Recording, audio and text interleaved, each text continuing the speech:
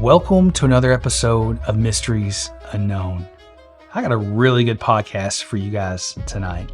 I've got Doug with me, and Doug had a very scary Class A encounter with Bigfoot when he was 17 years old in Florida. He was out on the property and come upon this creature, didn't know what this thing was, and this thing took off after him. He's going to give some really close descriptions of this creature, really good details. He was right up next to this thing. It's really impacted the rest of his life, and we're going to get into all that.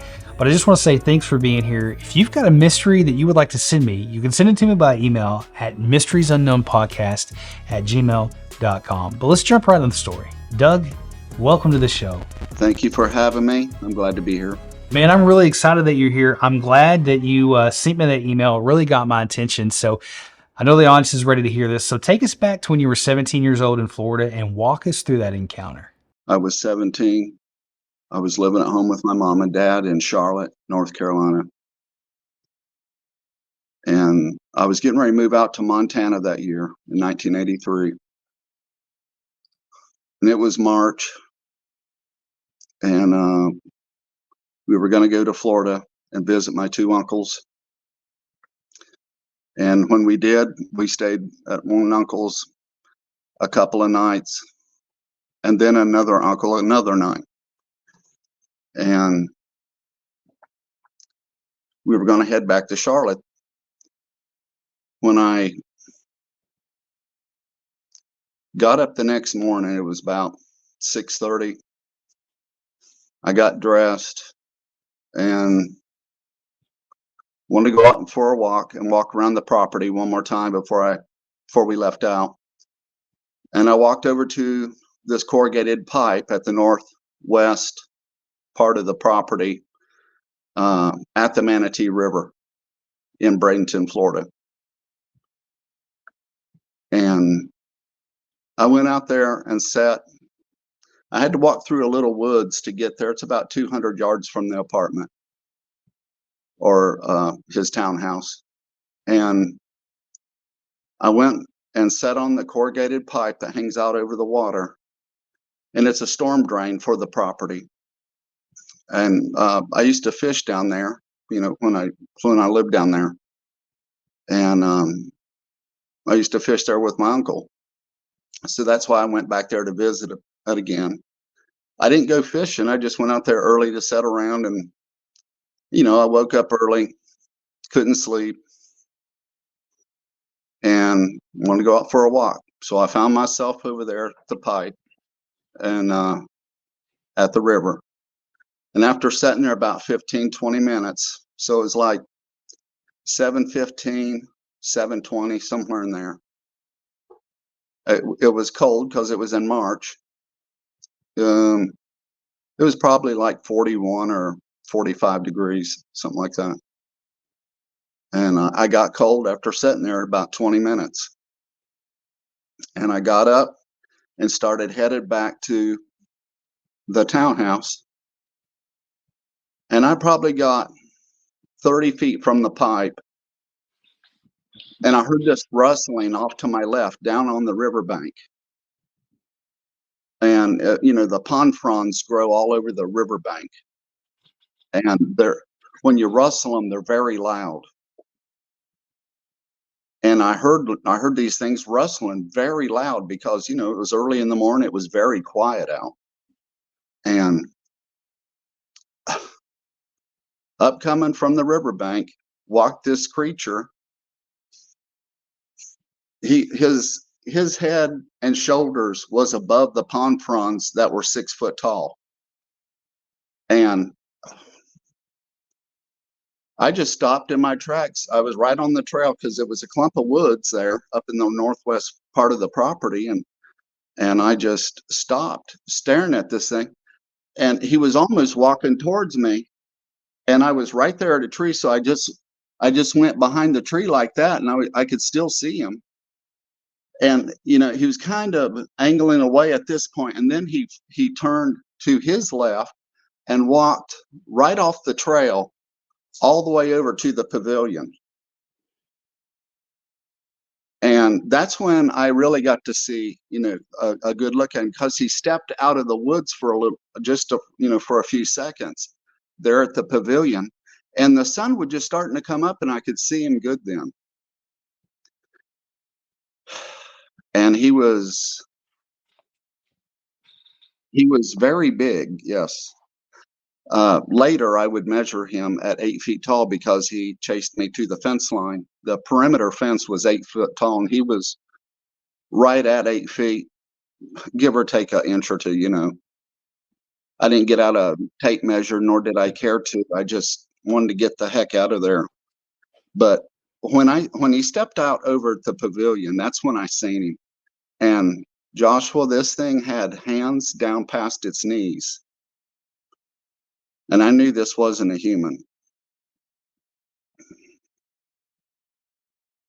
It was auburn red hair all over its body, head to its feet. It had really long arms, and like I said, that's when I noticed its hands were down past its knees. And I would just still staring at it. What is that? I never seen anything like this before. I wasn't prepared for it. I haven't seen anything like that at 17. And, I was kind of a kept person with my mom and dad because they were very religious in northern Indiana and never heard about anything like this. So when I seen, I was just, what is that? I mean, I could not move. And I was thinking, like, what is that? How can that thing be that tall? Because his head was almost level with the pavilion, the roof of the pavilion, the edge. It was like a 412 pitch roof on this pavilion, and his head was about level with that pavilion at the eave there. And that's when he got over to the pavilion and he turned right, and he did this kind of like hop thing, sort of like a monkey. And I didn't know it then, but I've thought about it over the years.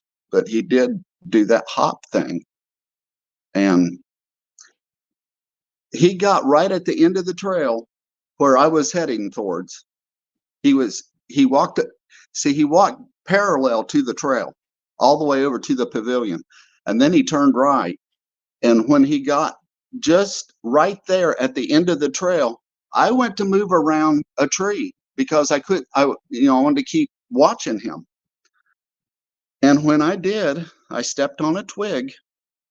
There was nothing but these cedar and cypress, and I don't know what type of pine they were, but there was no leaf litter on the floor of this woods where I was at. It was all needles from these cedar trees and pine trees. And their limbs, when you step on them, they're very crunchy and snappy. And when I stepped on that twig, I had cowboy boots on. When I stepped on that twig, it made an audible snap. And this thing turned its head to its right that second, that fast. And the second he seen me, Joshua, he tore off after me. And I had nowhere to go but either run off the end of the pipe and try to swim across that cold water, which is alligator infested, or try to run and jump and climb up over the fence with I was wearing my dad's sheriff jacket, which was thick, and I had corduroy jeans on and cowboy boots, and I didn't know if I could make it up over that fence, but I did. I ran up there and I jumped, and right when I got up and over and it tore my jeans, I sent a picture of those jeans to you. It shows where it tore them at. As soon as my feet got up and over that fence and hit the ground, this thing had already run 40 yards, and he was right there at the fence, and I heard it go ching, ching, ching. And I was down like this, and I seen his feet. And I reluctantly looked up, because I didn't want to see this thing. I was already scared to death. And when I looked up, I'd never seen anything look like this before in my life. It was evil looking. I've never seen a face like that. I've tried to draw it, and I can't draw real good. And I've been looking at getting some artists to try and draw this for me the best I can describe it. When I looked up and I seen this thing, his head was level with the top of the fence. I was 6 foot at 17, 6'1", I think. And he was level with the top of the fence, because I remember looking through the 3 strands of barbed wire and into his eyes. His face was all black and leathery, black and shiny, black and leathery. And he had big black eyes. I didn't see any pupils in them. They were just, it was all black. But I could tell when the thing was looking at me, and, you know, his eyes, I could see them move, you know. We were 6 feet apart at this time, and we just stood there for about 30 seconds looking at each other. And he had his hands on top of the fence, and he went to pull himself up and over, right? Or pull on the fence. And when he did, he must have not liked the way the barbs felt on his fingers, because he grabbed it and he pulled them away like that. And then he started feeling along the top of the barbed wire to where it wasn't pricking him at, you know. And he got to one spot to where he, I guess, wasn't being poked at by them barbs. And then he turned his head and looked at me. And then he started to pull the fence down, Joshua. He broke all 3 strands of those barbed wires. He pulled it all the way down to here. And then when he could get it down to right here, see right here, he pulled it down like this. And then when he could get his arm up and on it, he went, clink, clink, clink, and you could hear the fence just breaking. And I took off running as fast as I could. This thing took off running right next to me. And I looked to my left, and he was just bouncing up and down, running right with me. Nothing for him. But see, this was a campground, and this part of the woods was full of vines.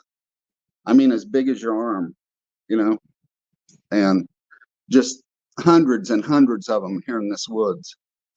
That's why there was a trail going in there and out, because if you try to go different ways, it's these vines in Florida just take all over. And he ran into those things, and I don't know what happened to him after that. I heard a noise back there. I don't know if he piled up or just that was him hitting the brush. But I was running for my life. But I remember everything about him right there, because I got a good look at him head to toe.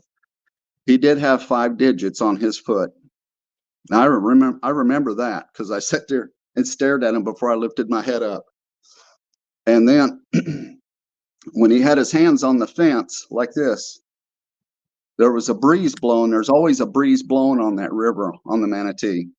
And I could see the hair here on his arm. Well, let me get it right there. It was like 6 inches long, and it was kind of blowing this way with the breeze. And I turned my head and looked at it like that. And that I seen what color he was. He was auburn red. I seen it clear as day. But he had this snout looking thing, and it wasn't a dog man, but he did have a little bit of a snout that came out. And sort of, the best way I know to describe it is sort of like the Chewbacca of the Star Wars. I mean, it was a lot like that, but not the face. His face was black leather and face, and black eyes. And he did have a little bit of a snout to him. And his nose, it wasn't like a lot of people describe it on the videos I've watched. And it was almost rounded at the corners and a little bit on top, but it wasn't that big of a nose. I mean, this thing really wasn't that big. He was tall. He was 8 foot tall, yeah. But he was, like we are. He was proportionate for his height and size. He didn't look to be, like some of these people say, 1,000-pounders. To me, he looked he was 400 and 500 pounds. And, he was slender looking. So, I mean, I may be off. Maybe he was 350 or 400 pounds. I don't know. But all I know is I was 17. I don't know. I may have weighed 175, 180 back then. And this thing was 3 times my size. And his hands were they look like catchers or, baseball gloves. Because when he put them on the fence, they were huge.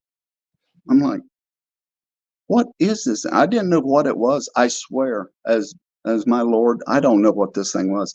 And I asked the Lord for years, please tell me what this thing was, because it has bugged me forever.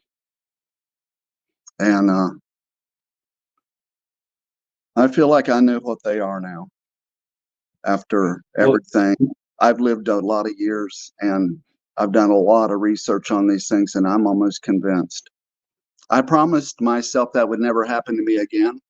And I never step in the woods again without serious firepower. We used to live there when I was a kid at this retreat. And my dad worked there. He was the head caretaker of this facility. And he had an office. I knew the whole property like the back of my hand. And he had an office halfway down this fence line I was running down. So I knew I could run down there and jump back over the fence.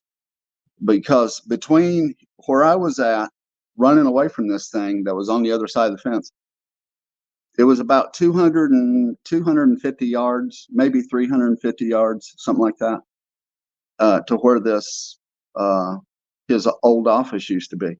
And the fence was short, and I literally stepped over that fence. Well, I kind of hopped, but the barbed wire, it tore my pants when I went over the first time. But this time I just stepped over, and I literally tippy-toed my way back to the apartment, looking the whole time because I didn't have nothing with me. And here I am on his side of the fence now, and if he meandered up that way, he would have seen me. And I got back to the apartment. My mom, I don't know what in the world she was doing, but she locked the door. So when I got back to the apartment, it was locked. And I started knocking on the door, and then my mom, who is it? I'm like, open up the door, it's me. So she let me in, and I shut and locked the door then. And my uncle and my dad were up in the kitchen. They were having some donuts and coffee and talking. And she said, where have you been? And I said, I was over there at the pipe. And I said, there's a monster over there. And my dad and my uncle didn't hear me. And I walked over there and I said, hey, do you hear me? Be quiet and listen. There's a monster over there at the pipe. And that's when my uncle instantly got up from the table, and he ran over there to the closet and grabbed out this big old goose gun and loaded it up with 3-inch shells. And he was right out the door instantly, the back door. And then my dad was right behind him, and my mom was right behind him. And I got out the door and I started walking with him. And as I got closer to the woods, I couldn't let my mom go in there. So I started pulling on her arm. I said, Mom, don't go. Don't go. You can't outrun this thing. And she shook loose of me. Douglas, let me go. And I ran around and got in front of her. And I literally put my hands on her shoulder. I said, Mom, stop. Don't go. And she pushed me aside. Douglas, leave me alone. I said, all right, go ahead. And They walked over there, and I stood right there. I didn't go over there. I done had enough of that. And they walked over there, and they were standing right in the path, where this thing ran down, right, headed towards the pipe. And they said, "We don't see anything." They said, "Come here and show us." I said, "No." I went back to the apartment. I would not get back over there. I mean, I think I walked over just a little bit, but that's when they told me, "Hey, come over here." And I said, "No, I'm not coming over there." But I didn't go in there looking for it no more. And I told my mom and dad, I said, "Let's leave right now. I've I've had it up to here with this place, and I want to go." And I said, "Let's go now. I don't want to wait till 9 o'clock." So they packed their stuff up. And I told my dad, I said, "Floor it and get me out of here." So we got on the highway heading north from Bradenton. And they said, "Now tell us what you seen." And I told them everything, what I told you, 8 foot tall, red, black face on this thing, black eyes. And they didn't know what it was. I didn't know what it was. I'd never seen anything about this. It wasn't until after I got married and my wife and I was watching this show called Monster Quest. And that's when I jumped up from the couch and I said, "That's what I saw." And then, I had heard Bigfoot over the years. I had heard of Sasquatch, but I'd never put them together, you know. I just heard of this and it was a Sasquatch. And I seen these big, I said, "There's none of them monster, that they're talking about, these Sasquatch things." And I never put them together. I said, "So that's what they are. That's what I seen." Man, Douglas, there is so much to unpack there, and that is a really traumatizing encounter, especially for a young man. And I could see how, I'd want to leave too. I would definitely not want to hang around. And, it makes me wonder the way that your dad and uncle jumped out from that area or jumped up and bolted out the door like that. If he had seen them before, if they knew they were there, did they ever say or mention it or bring it up after that, or was that kind of it after that encounter there? Yeah, we had lots of talks about that before they passed. And they all knew what it was. And my dad was ex-Army for 23 years. And I think he was a DI at one time. And, but they, like I said, they were very religious. So they didn't even know what these things were themselves until I literally pointed it out to them. I said, "You know that thing I seen in Florida? Y'all went running in the woods after me. That's a Bigfoot. That's a Sasquatch." And they're like, so I started sending them videos on their computer so they could watch. And yeah, we had lots of talks about that before they passed. From then on, I had started collecting guns. I'm going to learn everything about these. And I did. I got a whole pile of them. And because we were raised like this in Indiana. We literally lived off the land. My family on both sides are Indian, Native American Indian. And so that's the way I was taught. We grew our own vegetables, and my dad hunted a lot and provided. And I said, "Well, I'm going to do all this too." So I learned over the years how to do everything that they did. And in the meantime, I was learning everything about the guns too. My own gun repair, loading my own ammo, precision instruments too, and all different kinds, from personal protection, home protection, and in case I ever run onto one of these things again, because uh, a 380 just ain't going to do it. No. This thing obviously had a major impact on you. And, I don't blame you, man. It impacts anybody who sees these creatures. It impacts you, whether you think it's going to or not. And, I'd have done the same way. And, I think the way that you live your life, that's a great way to live.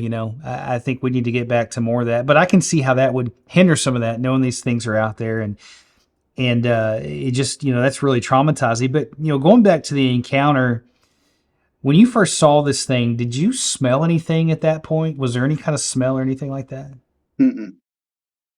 And I thought about that for years because a lot of people said that's the first thing they noticed was the smell of this thing. But see, where I was at, I was upwind of him. Yes. So the wind coming off the west coast of Florida always blows from west to east. So I was literally my back was to the west. The breeze was going this way. I could see his hair moving from the breeze. And that's probably why I didn't smell anything, because I had wondered about that myself for years, that why didn't I smell anything? Well, the breeze predominantly, you could go online and look this up too. It blows from west to east right there, right up the Manatee River. So Hmm. that's why I didn't smell anything. But this thing, I heard from somebody that was just a bluff charge he did, and that's no, no. This thing was relentless. He didn't let up for 1 second. He wanted me. I don't know what for, but all I know is he went to great lengths to try and get me. Now, some people said, no, if he wanted you, he could have had you. He could have just jumped over that 8-foot fence. Well, why didn't he? I don't know. Yeah. Maybe he could, but all I knew is the power of this thing. My dad is the one who put that fence up. That's why he remembered it a long time ago. I think he put it up in 1973 when he was down there. He was head caretaker down there at that time. And he remembers putting that up, and the pipe, the storm drain pipe. It was like, I don't know, a 36 or a 42-inch corrugated galvanized steel pipe. And this thing tore it down. He broke all strands of those bob wires just by doing this. He pulled down on it like this with both hands, like this, until he got it down to about, I don't know, a third of his weight. And then he went and got his arm on top of it like this, and then pushed down. And when he got his weight on it, you could just hear the fence crushing. And it was bending all the way up like 30 yards. He was tearing the entire fence down. And I never seen anything like that in my life. And I left instantly, and I ran as hard as I could. And I know this thing could have ran. He caught me had that fence not been there.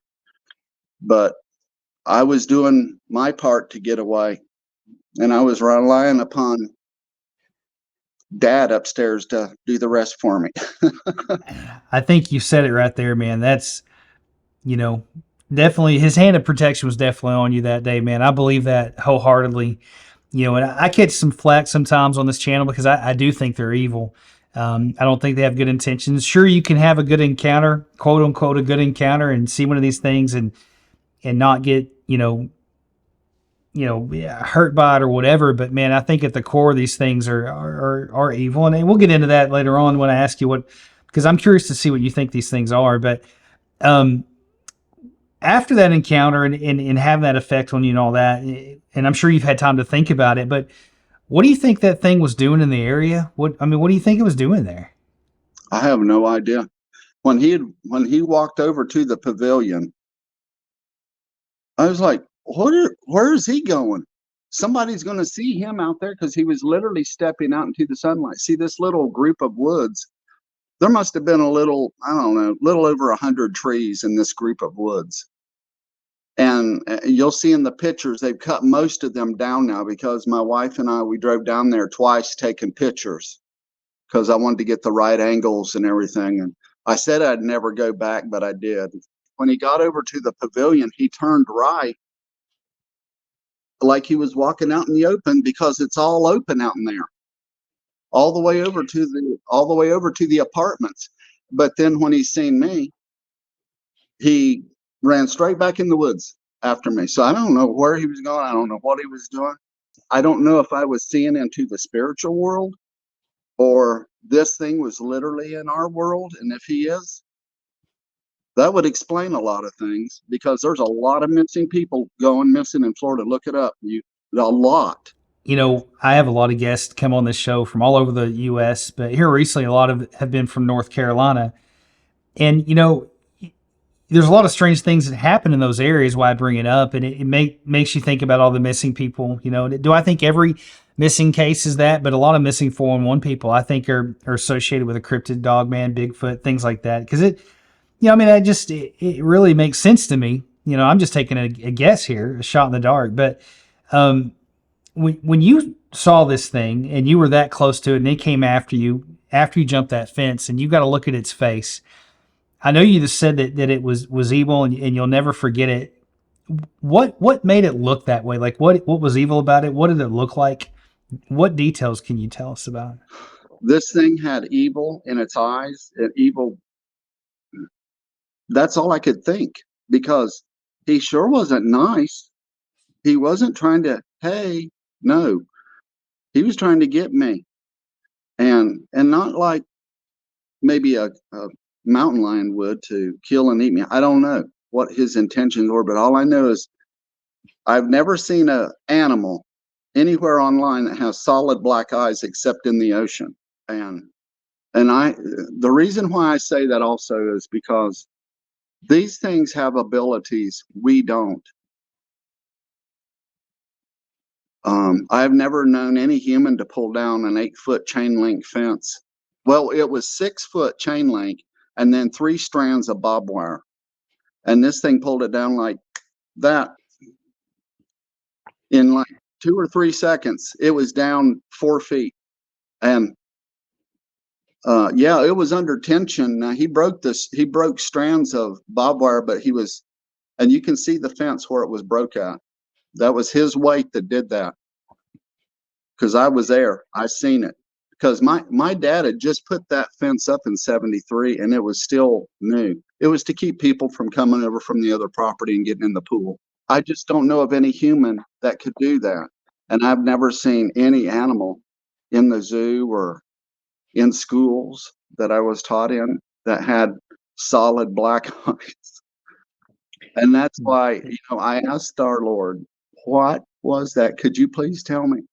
And yeah, he showed me, but not like, here it is in a book. No, he showed me by videos and people like you online talking and sharing and having people on there sharing their experiences. And through these experiences, some of them have said some of the abilities that they've done. And, not to mention their great strength, but some of them could literally disappear.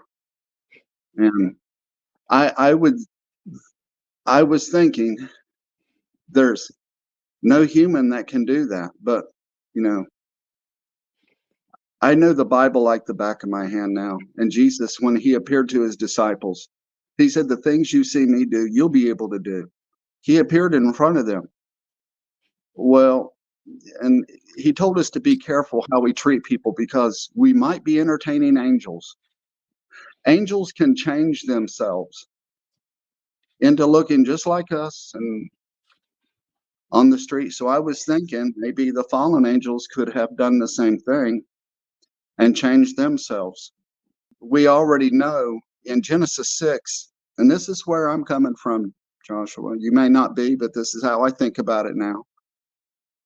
And through many years of thinking and research and praying, and I may be wrong, but I don't know what else it could be but the offspring of these fallen angels, because they hated God so much when they left, and they corrupted the Bible says that God's heart was heavy and hurting because the people were corrupted, the animals were corrupted, and he had to choose the animals that weren't corrupted to go with Noah.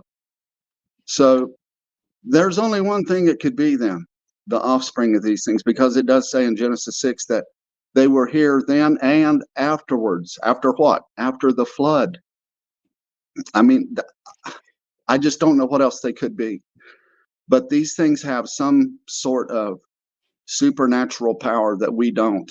It's an unfair advantage too, because Josh, if that fence had not been there, I couldn't have got away, and I wouldn't have made it in the river either.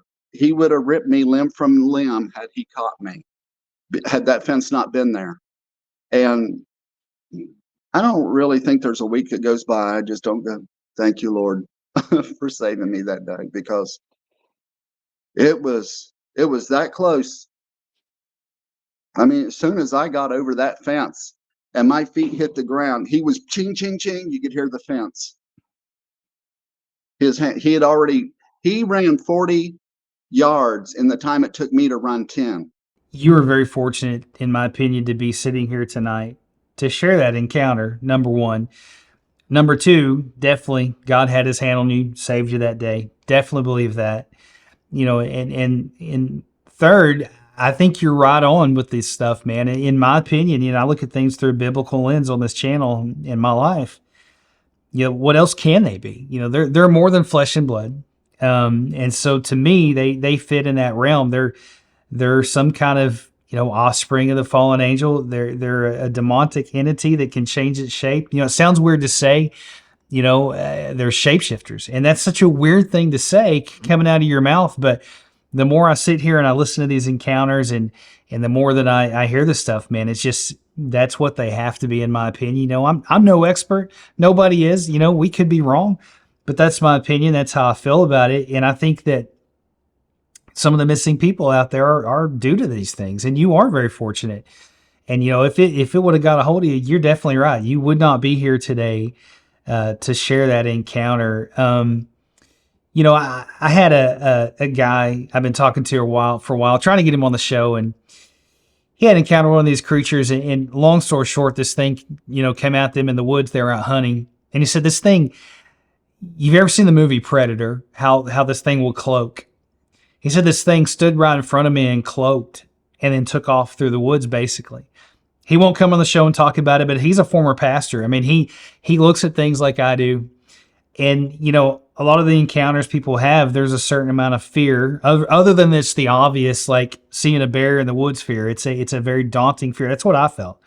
Thick fear, right? I knew that was more than flesh and blood in that instant. And I think you said it best when you looked up at it and you knew it was evil by looking at it, man. And so I think you're right on with these thoughts, man. I definitely do. Well, I also felt it too. My heart was beating so bad, and I was in perfect condition at 17. I played on 4 different softball teams in Charlotte. One of them was a professional team. I was that good to be on a local professional team at a professional level. And I was good, and I was fast. Nobody was faster than me on the teams when it come to running. And this thing ran me down like that. And had that fence not been there, that would have been it. So I'm just telling you, the speed of these things is inhuman. I mean, that means he had to have been running at least 45 miles an hour. Because I know I could run over 12 miles an hour back then, 12, 15 miles an hour easily, even with those jeans on and cowboy boots. Yeah, pretty wild stuff. I get people all the time that are like, well, if they were evil, they would just go around killing everybody. And then if they're more than flesh and blood, how do we see them? And my simplest answer is this: is when they're flesh and blood, they're flesh and blood, and when they're not, they're not. I think that they can go back and forth. They can change their shape. They can do things like that we just don't have the ability. There's a scripture in the Bible, and I don't know exactly where it's at, but it says that God's gifts are without repentance. And so if angels can do that, fallen angels can do that, right? Like he didn't take that ability away from them. But I know, man, there's a lot of things in God's universe that we don't understand, and we really can't explain. But with all that being said, and the knowledge that you have and what you've learned, what would you say to somebody listening to this podcast tonight that, maybe is on the fence about these creatures? And if they do believe, they have the opinion that they're flesh and blood, and they're going out looking for these things. But what piece of advice would you give somebody with that, man? What would you say? Number one, get right with the Lord. Number two, learn to protect yourself. There's nothing wrong with that. Even Jesus told his disciples, if you don't have a sword, sell your cloak and get one. There's nothing wrong with protecting yourself. So learn to protect yourself. Probably not with a sword. I would use something more up to date and modern, but That's the best advice you can give anybody, man. And I appreciate you being brave enough to come forward and share that encounter. I know this stuff is traumatizing and not easy to talk about, but I really do appreciate you coming to the show and sharing that encounter, man. Right. Anytime. Anytime you need to talk to me, don't hesitate to call me, Josh. Definitely will. Guys, thank you for hanging out with me and Doug tonight. What an incredible encounter. He definitely is very blessed to be here to share that encounter. You guys know what I think about these things and how I feel about them. But, I'm very fortunate to sit in this chair, to talk to people, and it helps with the trauma, hopefully. And that's what I'm trying to do with this channel, is to maybe share something to save somebody's life someday, and then also help you get this stuff off your chest, because it's not good to hold this stuff in. So if you're sitting on an encounter, I'd love to hear about it. Whether you want to come on the show or just send me an email, you can reach me at mysteriesunknownpodcast@gmail.com. Guys, you know what I'm going to say. It is so very important. Stay prayed up. We'll see you in the next episode.